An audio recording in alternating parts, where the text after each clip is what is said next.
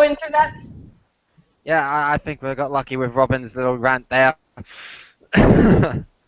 Okay. Now, okay, everybody. Welcome to session 33 for Dark Heresy Invasion Recap. I have with me Anya Logan and Robin Einstrom. Is it Einstrom or is it Edstrom, or is that pronounced in some other fashion? Robin Karl Åke Enström. Oh boy, here we go. Stolt son av Sverige. You Swedes in your titles. You Swedes in your titles, and I thought our English was bad. But I'm bad. I'm not allowed to say such things because that's very offensive. Now let's see. Yes. Really now? Okay. So Yes. Here we have the star map. So now Map we're as really best as we possibly can. tactical and shit. Yeah. Anyway, we're So here to talk about what happened last session, which was just session yesterday. 33. Yep, exactly. So we started off that, and everyone promptly failed the fear test, except for Relessa, who got a partial success in Solaria Tower. But Emma was particularly funny because she spent the entire combat running around In the dark. adjacent room, screaming in the dark, stumbling over things, and just freaking out and failing her willpower test. Yes, now the reason for the fear test is because we had this weird, mutated, undead possibly, corpse of one supposed Nashandra Intios, apparently. Who would So be? Raven is just white. We got that general feeling from it because of how everything went down afterwards and throughout and shit, and like Corvus mentioning things and Raven being all his way about it and stuff. But yes, we are assuming it is Nasandra Intios. Yes. And if it is So it's Nashandra Raven's Intios- wife who seems to have gone off the deep end in a big way. Like, she was Completely killing utterly women that batshit she insane. suspected of sleeping with her husband, and also killing male prostitutes. That she was sleeping yeah. with. Yes. So yeah, major hypocrite there. Yes, hypocrites. Yes, we gotta love them. We gotta love the That hypocrites. showed him. But you guys were in the fight for your life because she basically two-shotted or one-shotted some of you. Yeah, And she She gave on a good roll. two-shotted Chester. On a good roll, she could one-shot just about any of us. On a bad roll, it might take two. So Yeah, on a good roll, on an okay roll, she could one-shot Solaria into criticals. So not counting the fact that half of the party were incapacitated due to the fear. And another one of us wasn't there at all Another because one wasn't there at all. Van was. And Yeah, but we Doing had the Chester medical instead, rate. and Chester's pretty cool. but then you all rolled initiative, and while you didn't roll that well, she just got like 26 or something. 23. Well, she was at like 27. 27, yeah, it was 27. Yeah, basically, it wouldn't have mattered even if we had all rolled 10s. She'd still be going first. Yeah. Like, Solomon and I both rolled shit initiative. We both rolled a 1. So Solaria was acting on initiative 6, and Solomon was acting on initiative 4. I was acting at initiative 12, but that's only because I got ridiculous amount of No, plus. I think yours was 13. You rolled a 3, and then you have a plus 10 to initiative. Yeah, like I said, I got a ridiculous But amount. Lessa is really fucking fast. Yeah, lightning, reflexes, and then there's the paranoia. Paranoia. What does paranoia actually do? Does it add 1 or 2 to your It means that you're supposed to let us have little free perception checks that we don't know about when we might notice something the rest of the party doesn't. But you haven't really been doing that. And also, we get plus 2 to initiative. Yeah. I typically don't check what you buy, so I'm completely like, I just missed that you have paranoia and what it does. But okay, so you guys basically going to combat against this thing, and Chester is frozen in fear, so he takes 2 hits and he like goes down on the first round because he deals 1d10 plus 15 damage. Yeah, which is... Yeah, my god, that's going to sting! Yeah, that's fucking insane. That's no wonder that both Chester and Solomon had to burn a fate point in this fight. Yeah, lost the use of their arms for a bit too. Yeah, and then Solomon Yeah, went up. this was a very fate point Bernie session. session. You guys started unloading onto her, but you didn't really do too much damage. Until Yeah, she must have had a fuck ton of armor. Apart from the occasional righteous. Righteous Furies. Or just rolling high in general. Yeah. So you guys were whittling her down, but you were also dropping, and the fact that you were fighting on a reduced strength from the start didn't help. Yeah, you know, with Emma running around, stumbling, going, what was the sound effect that you used whenever she failed her willpower test again, Robin? Or something. She's running around completely stricken by fear. Like a chicken with their head cut off. Stumbling around, and the party... And recording it all, I might add, because of her optical cataschizer, or whatever it's pronounced as. Yes, Yep. so she has that entire thing recorded, and you guys are fighting Miss Nishandra, and the fight ain't going too good for you, and the Chester And then Chester halfway through at some point. finally and then we kind of got saved. So Yeah. Solomon does the thing Did the where he what's it called? I can't remember the name of it. makes us righteous on a 9. Yeah. As well as a 10. But, like, so it's still going, who would probably go down a bit easier, actually, because Corvus comes in, and Nishandra fucking hates Corvus, charges him right off the bat, and she misses, and then Chester gets up, and shoots Nishandra in the back of the head and kills her. Yeah, it's like crossbow bolt. Yeah, so yeah, we've just killed Lord Raven's mutated, possibly undead wife. Yeah, possibly undead. No idea if she was undead and came back to life, or if she's not dead at all. I'm pretty sure that she was I'm pretty sure she was alive all the time, considering Lord Raven's reaction. But we'll get into that as we. So Corvus. So you guys are kind of just looks at us and is like, "What the fuck are you doing up here?" So then he marches us to the elevator. Yeah, it's like, what are you doing up here? We were chasing the bat monster that attacked you in your med lab, mate. Yeah, you know, like you told us to? Like you told us to? That kind of happened? Yeah, so Corvus, So Corvus marches us to the elevator and takes us downstairs to Lord Raven's floor, the floor where he and his family live. And after much annoyances of like, give me your guns and shit. Weapons. Like, give me your weapons and guns and shit. I cannot let you walk around with them. Yeah, so both Solaria and Relessa had problems with this. Relessa more so than Solara, even though Solaria's abandonment issues have abandonment issues. But then Corvus he did a gangster move. He drugged Relessa so she sort of fainted. Yeah. Then yeah. You guys were forced. So basically, just to explain the issues and all, so Solaria's 2 of her weapons, a pistol and a sword, she inherited. She didn't really know anything about until just within the week in game time, in a few months in real time, but in game time, very short. Abandonment issues, have abandonment issues, and she is not about to possession of anything from her parents, so she was not happy about having to hand over that sword and that pistol.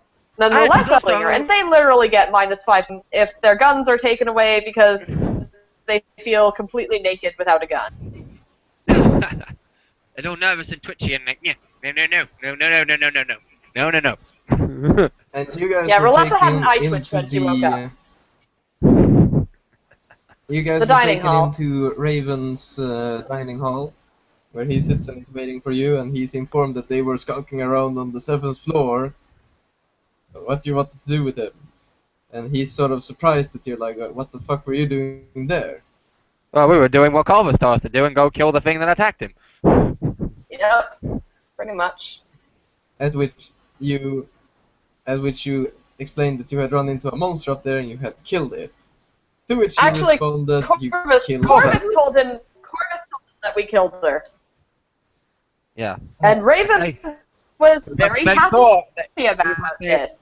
yeah, Which Thomas was leads me to believe, I have to just say this, like, which leads me to believe, since Raven was so happy, we believe that she was alive and locked up there this whole fucking time, which is kind of crazy, because, like, yeah. this house, mutant wife that hates him and is homicidal and scary, locked in his attic this whole fucking time. Yeah. Not good. There you got, No. there you got issues. Oh yeah, just fucking But nobles and their issues. her being some form of mutant is really bad for his family in general. Just like, And you're not going to mention this, obviously, are you, Alessa? And none of your friends are going to mention this, are they? Yeah, he tried it's to just to bribe sweeten us. the deal. Is there anything I can do for you? He tried. He succeeded. You accepted his offer. Yeah, but I do fully intend to tell Nara about this regardless. And, like, the reason I didn't tan is because when Van, finally decided to do something is because Solaria doesn't trust Van to not go and tell someone else of her own initiative because she wants to for being shitty to her family. So Solaria would rather just go straight to Nara than have Vinolda try to use such things to advance the Augustine family. Even though Relessa Relessa does does it all that. the time. Yeah. She does it all the time. In fact, Relessa has like very seriously tipped the scales of the political system in Gunmetal City because she has told Raven of various things that the group has tried to keep secret. Yeah. But then again, Relessa is a Lyntheos first, it would seem. And also, of course, no one actually knows that Relessa's gone and told people about this because she's done it in private. Yep. And Raven likes that. So, there's a lot of things Raven likes. The thing is, sorry, you said that Relessa actually doesn't have much of a problem about Solaria going to Nara about the mutant in the attic. And the thing is, if Raven, he like threatened that he'd recorded that conversation, and of course, like I'm like, yeah, well, it's that kind of shoots him in the foot if he tries to use that to turn Nara against us because it's something that he wanted to bribe us about. So it's just as much in his detriment as it is to ours, and probably even more. Especially since Emma's recorded it too. And also, it's better to take the fucking bribe, like, get our fucking ship, than it is to have Quintus, like, pull his interrogator badge or just his guns, cause a bit of a ruckus. Especially with the whole, Quintus's reputation in Gunmetal City and all. Mm-hmm. Yeah. Mm-hmm. And it's definitely has to pull another Pulp Fiction on someone like she did that time that she pulled the guy out of the car. Yeah, well, the other factor is with Quintus, it's like, people recognize him as like, oh my god, Quintus is back, we shall have a revolt against the Intios family, basically. The Intios don't want that. And Quintus doesn't want that either, to be quite frank, from what I'm able to ascertain, because he feels like he hasn't got enough resources to do it. Yeah. Could you repeat that, or I didn't hear you? As I think Quintus doesn't want it either, because he's got to the point where he's too old, he doesn't have the resources, and he's not as good as he used to be. Yep. So, a small party is held for you to sweeten the deal even further. And during this party, Vinolda returns to you guys. And she walks up to Solaria. She has been absent for all this, so she isn't aware of what's happened. No, she's been in the med bay doing stuff. Yeah, and she's still in the dark because we haven't told her exactly what happened. But she walks up to Solaria, like, hey, what happened? And Solaria is sitting at a corner, clutching her sword like it's, I don't know what to compare it to, but metaphor got in there. And Solaria just kind of looks up at her and is like, fuck off, I don't want to talk right now. After which she walks up and tries to scrutinize Emma and Relessa, which doesn't really work out because Emma is literally telling her the truth, that she panicked and she doesn't really know what happened. Yeah. And Relessa just lies through her teeth. That'll happen. Relessa is busy groping the help. Yeah, Relessa was groping the help, and Solaria actually talked to Corvus, and she thanked him for not ratting her out for being a psyker. As she built him previous session when he was really, really badly Shocked. pedo. And shocked at the fact that she's, oh my god, she's a So, psycho! and he's a bit surprised. He wasn't really surprised more than he was like, confirmation. She is a psycho. I thought she smelled of cheese and elderberry. Wait, what? Why do you Like think a smell of cheese, yes. Why do I think I have this mask on me all the time? It's to keep the garlic in. He smells of garlic, okay. Okay, No, then. he smells of garlic. If Corvus Yes, I'm smells saying- of garlic Yeah, and he- wax. He smells of garlic and wax. He's really weird. Corvus Okay, is okay, so- really fucking weird. So But anyway, so gets super drunk.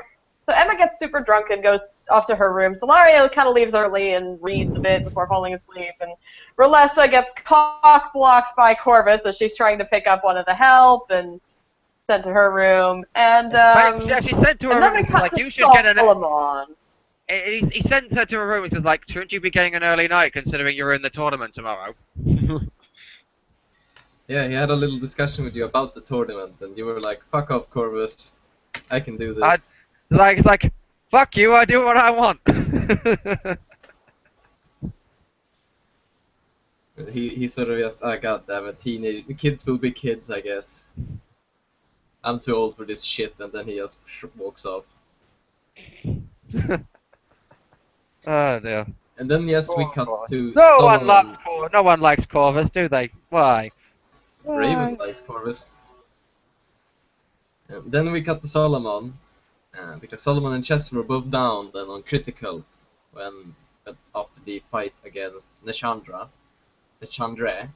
and they had believed him Neshandra? dead, but he woke up naked in like the morgue essentially, and his shit was laying on the what's it called, on the thingy-majiggy next to him. And there are two nurses with him, one of which faints when the supposed dead comes back to life and he doesn't seem to have any wounds on him. And the other one is kind of in shock, and then he asks, "God damn, we lost Anya." Don't worry, just keep going. She'll be back in a bit. And then we Yes, it's one faint from him waking up. He's like, oh my god, walking corpse. Oh wait, no, he's not dead. He's just alive. and then he like asks And, this, he questions the other one. like, where am I? Like, what's going on? And she like, you're in the. Who am I? Where am I? Who are You're in the you? war. I thought you were dead. And I'm like, well, I'm not dead, clearly. And she's like, yes, by some miraculous chance. And he's like, do you have a scalpel? And she's like, yeah, why? Give me that. And he takes the yes. scalpel and he jams it into his arm and pulls it all the way up his arm. Because he needs to have his wound per day. If one wound not And being this there. causes the other nurse to faint. Yeah. Which means, like, it's been a stressful day for them. Well, considering those two nurses probably also got their asses handed to them by D. They're different nurses. Okay, those ones are already in intensive care unit. Yeah, the other one was in intensive care and the other one was resting on one of the beds in the med bay. And the question is, Solomon's gone back up with what was a broken arm, and it's like, my arm, it's not broken. My arm is fine. In fact, he hasn't felt better in a very long time. It's like, has it got any new scars that I don't know about? I'm like, no, actually, you're fully healed. You feel great.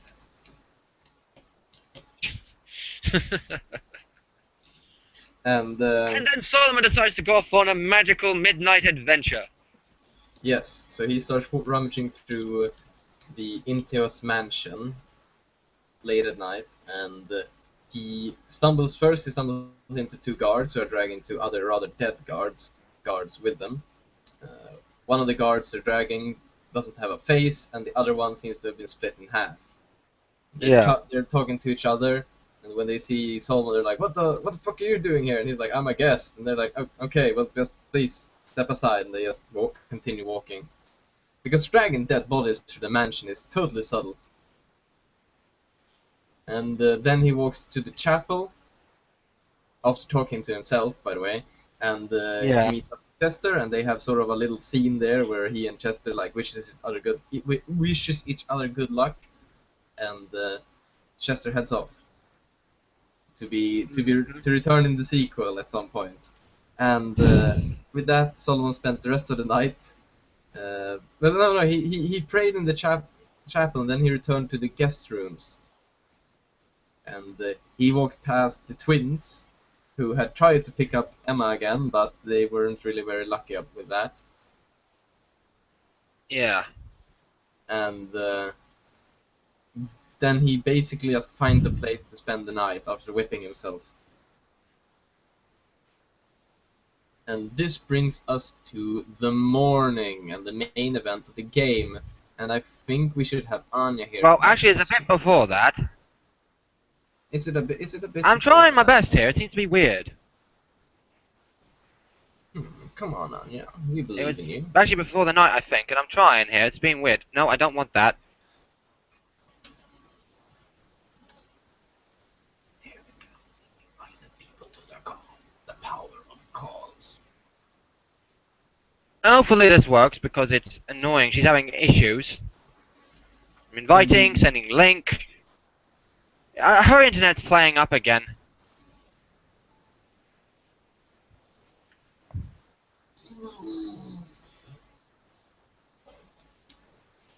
Damn it, college internet. I think like she mentioned that her Uh, college has like a combined bandwidth or something. So when everyone are out at the same time, her internet is like shit, and when no one is out, the internet is like godlike. yeah. Which I don't think that's very optimal for a school, but hey. Not really. I mean, you think the more people they need to use it. Or at least like I don't know, like have a proper server to run it through, not just put everyone on the same line.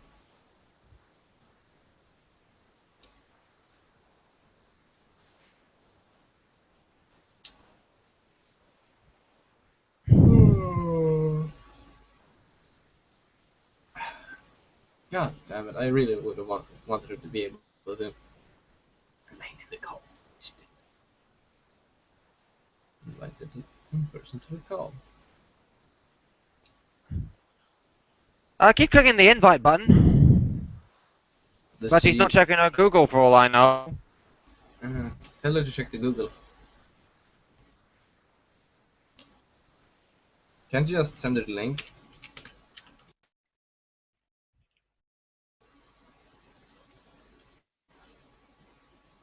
I did send her the link, but apparently because I removed it from the call because it was bugging out on her, that stopped her from being able to accept the link. It's being dumb, basically. Okay, that is weird. Gotta love Google and their and mishaps that happen like this. We have to. Oh, I have to. I think I You have to need to sacrifice some unblock tummies her here. because it says that you have blocked her, so you may need to unblock her or something. I'm not sure how to do that. Just in the settings. Maybe it's in the settings. Oh no. How do I unblock? Technical difficulties. We always suffer technical difficulties. Yeah, and I don't know how to unblock people. I don't know how I even did that. All I did was just eject from call. Oh boy. Oh boy, indeed. We could otherwise, like, we could just do a part 2, so it's 2 parts. Wait a second, Laurie, excuse me. Mm-hmm. It looks pretty good. It looks pretty decent, I have to say. Okay, we might just have to leave it here and continue from at a later point. Just call it a part 2, I guess. So, sorry. What did you say, Laurie? We might just want to better off leaving it here and just do a part 2 later. Yeah. Wait, I'm getting really hungry because laundry is done. Okay, so Yeah, I don't know what's happened. We'll just leave it here and we'll move on tomorrow. And we'll do a part 2 later on when Anya can rejoin, because we want to talk about the cool stuff that happened when you entered the tournament. So we'll continue from the morning. Yeah. And in that downtime, I will try and see if it's just because this thing, or if I have to unblock her continuously, because it's been weird. Yeah. Google, gotta love you, but there's some times where I don't understand how your things work. Yeah, sometimes I'm not gonna badmouth you, but yeah. hard. So we'll catch you all later on the second part of this. See ya. See ya.